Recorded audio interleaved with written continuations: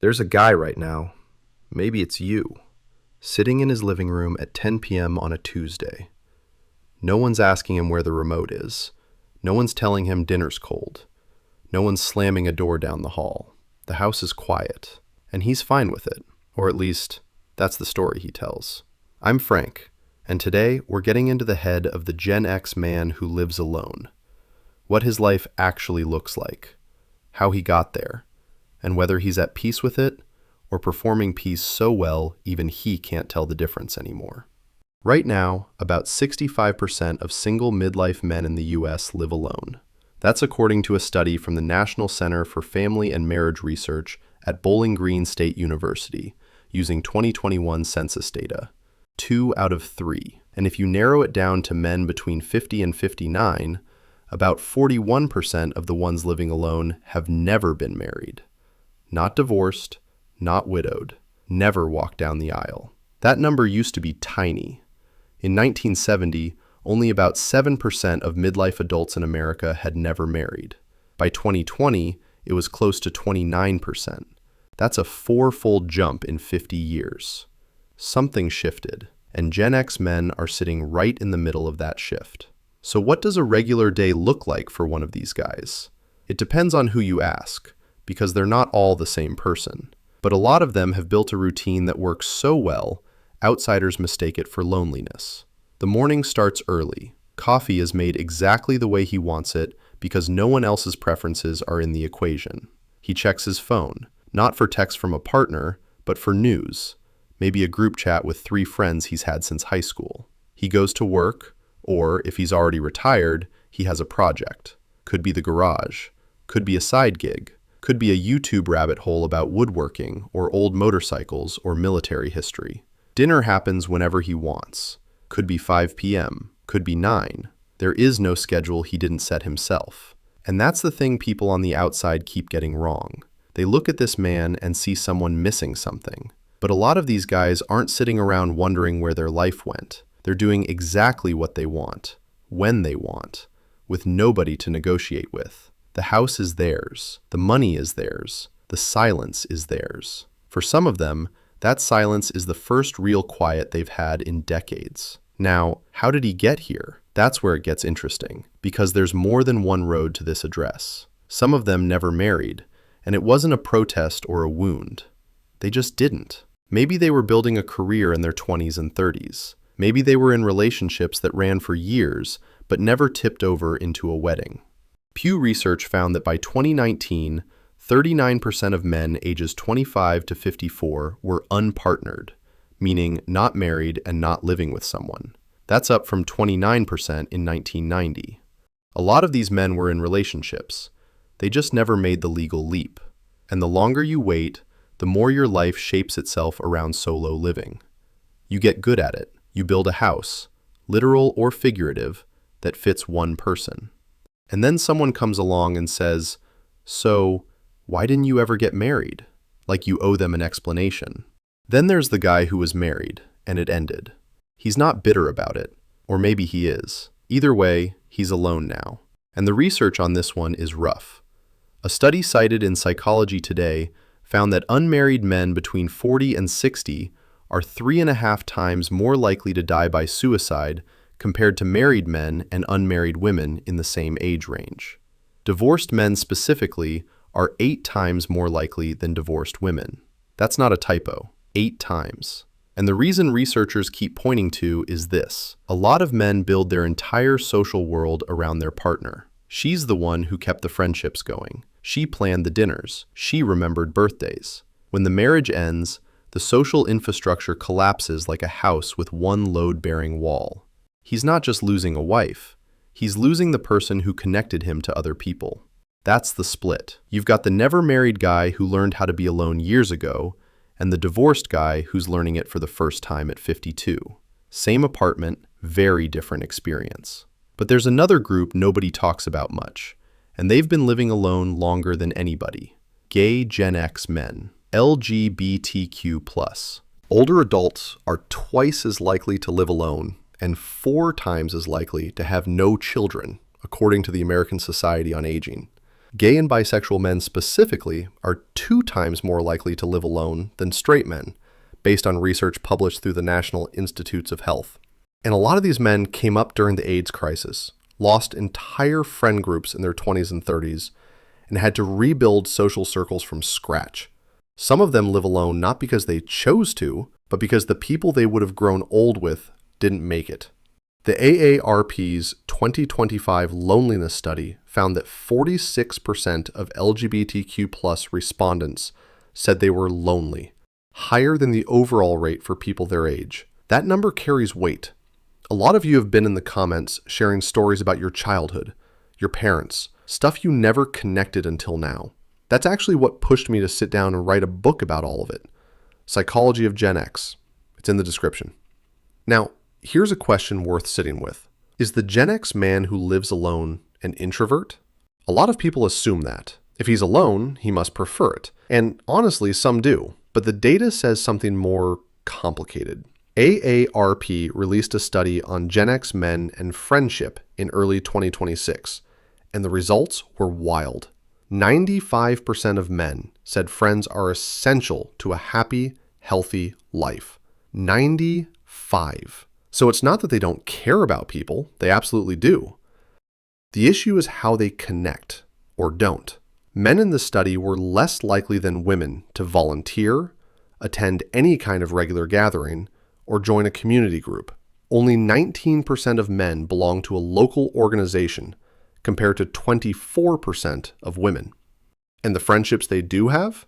The study called them high passion, low vulnerability, meaning they'll talk about sports, politics, music, and current events for hours, but they won't talk about the fact that they haven't had a real conversation with another human being in 11 days. That's the part that hits. These guys have friends. A lot of them have had the same friends for 20 or 30 years, but they don't call. They don't text beyond logistics. They don't say, "Hey, I've been feeling off lately. Can we talk?"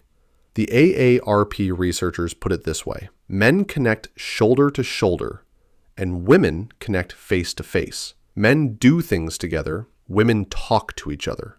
Both are valid ways to connect. But when you live alone and your shoulder to shoulder buddy is 3 states away, the connection fades to a group chat that nobody actually reads. So are they lonely? Some are.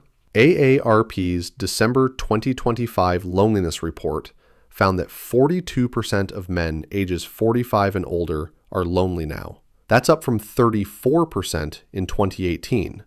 And adults in their late 40s and 50s are hit harder than people in their 60s and 70s. Almost half, 46%, of people aged 45 to 59 reported feeling lonely. But here's the part that messes with the narrative. Loneliness goes down as people age. The older they get, the less lonely they report being. So the Gen X man who's struggling at 53 might feel completely different at 67. That's not a guarantee, but it's a pattern that's held up across 3 rounds of AARP surveys going back to 2010. What does the Gen X man who lives alone actually do with his time? This is where the stereotype falls apart. People picture a guy on a couch watching TV in the dark. And yeah, maybe that's somebody. But a lot of these men have hobbies that eat up hours, and they don't need an audience for it.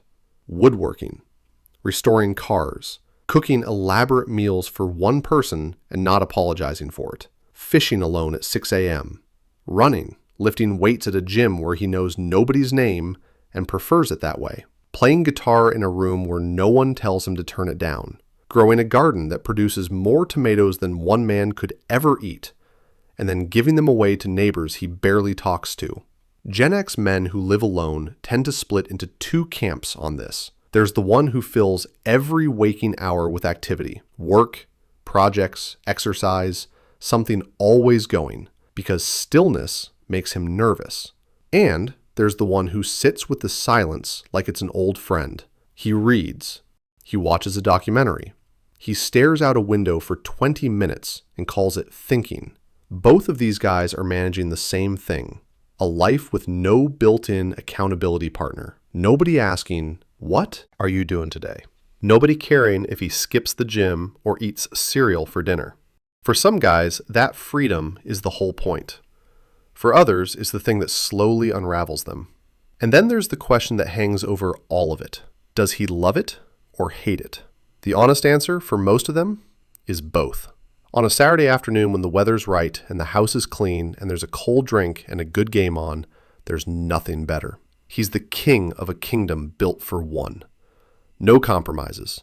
No arguments about paint colors or thermostat settings or whose turn it is to take out the trash. On those days, he wouldn't trade it for anything. But there's the other side, the side he doesn't post about. A bad medical test with nobody in the waiting room. A holiday that goes by without a phone call. The moment right before sleep when the house makes a noise and there's no one to say, "Did you hear that?" That's where the difference between being alone and feeling alone shows up. And a lot of Gen X men have spent so many years practicing independence that they don't know how to ask for company. They've been handling things by themselves since they were kids. Asking for help feels like failure, and failure was never an option in the house they grew up in. The Cigna Loneliness in America report from 2025 found that 60% of Gen X adults qualify as lonely. 60%. That's higher than boomers. And these are people who, by all external measures, look like they've got it together. Jobs, houses, cars, routines. The loneliness doesn't look like loneliness. It looks like a guy who's just busy, who's doing fine, who doesn't need anything from anybody. And if you push him on it, he'll change the subject to the game last night.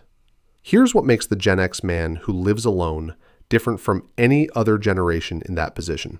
He grew up in a time when self-reliance wasn't encouraged. It was mandatory.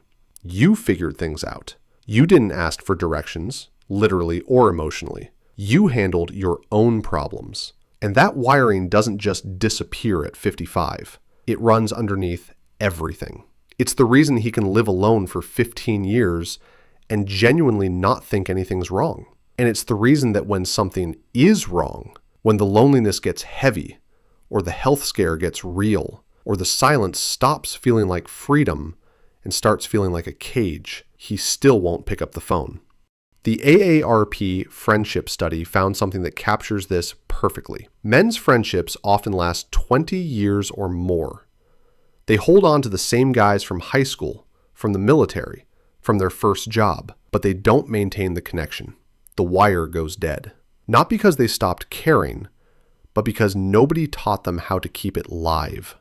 Women will call to check in. Men wait for a reason to call, and sometimes years go by without one. That's the thing about the Gen X man who lives alone. He's not broken, he's built. He was assembled in a specific way by a specific set of circumstances, and the way he moves through life reflects every bolt and screw. He can fix a leaky faucet, invest his own money, cook himself a steak, and go weeks without a meaningful human conversation. And he'll call it freedom. Maybe it is. But freedom without connection has a shelf life. And at some point, the question stops being, do you like living alone? And starts being, does anyone know you're here? Quick thing before I go. I put together a book called Psychology of Gen X.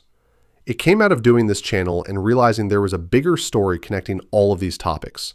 If you want to take a look, it's linked below.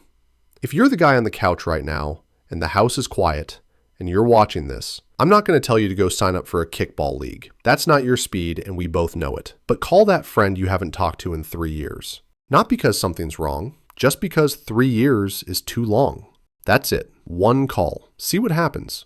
Because the guy on the other end of the line, he's probably sitting in a quiet house too. Thanks for watching. See you in the next video.